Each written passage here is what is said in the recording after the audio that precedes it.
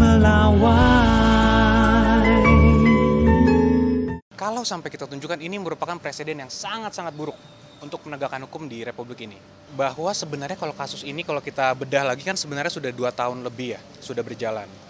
Dan selama ini dari Bapak Jokowi mengambil posisi yang sangat pasif.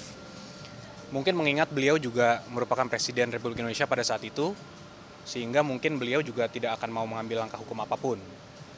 Tapi makin kesini beliau sudah tidak lagi menjabat, sudah dalam masa pensiunnya beliau sebagai presiden. Tapi masih ada pihak-pihak yang mencoba memframing Bapak untuk bahwa mengenai tuduhan ijazah palsu itu. Sehingga ya mungkin satu-satunya cara ya akan kita ambil langkah hukum. Jadi kami juga ingin meluruskan juga sedikit bahwa ada framing-framing di media seakan-akan tunjukkan aja lah Pak ijazahnya, tunjukkan aja pasti selesai kasusnya. Pertama kami sampaikan bahwa kalau sampai kita tunjukkan ini merupakan presiden yang sangat-sangat buruk untuk penegakan hukum di Republik ini. Indonesia kan negara hukum, semua ada prosedurnya. Kalau ingin melaksanakan, meminta hak, itu ada prosedurnya. Ada gugatan, ada pelaporan, dan lain-lain. Sehingga kalau memang ada pihak-pihak yang merasa mereka memiliki hak untuk itu, silahkan. Tapi kan presiden buruknya kenapa?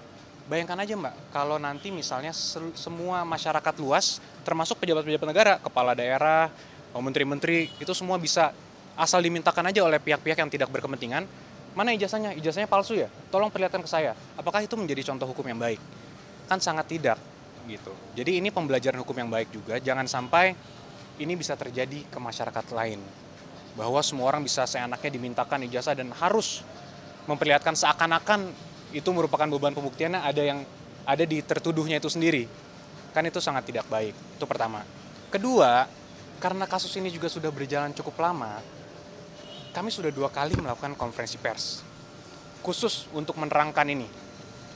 Dan kami sudah melihat sendiri ijazah Bapak Jokowi dengan mata kepala kami sendiri. Sudah juga dikonfirmasi oleh pihak UGM sebagai pihak yang menerbitkan, artinya pihak yang berwenang.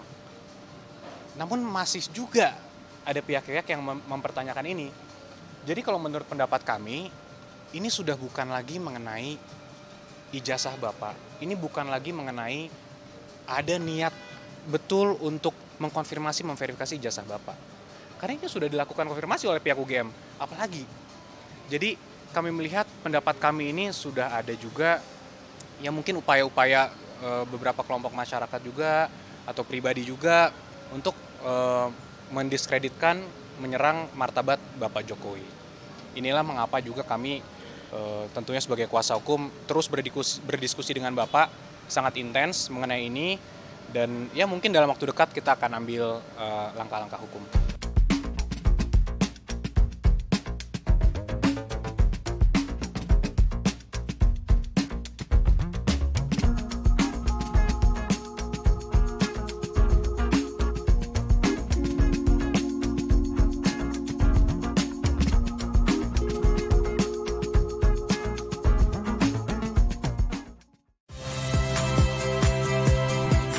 Rizka Clarissa. Saksikan program-program Kompas TV melalui siaran digital, pay TV, dan media streaming lainnya. Kompas TV, independen,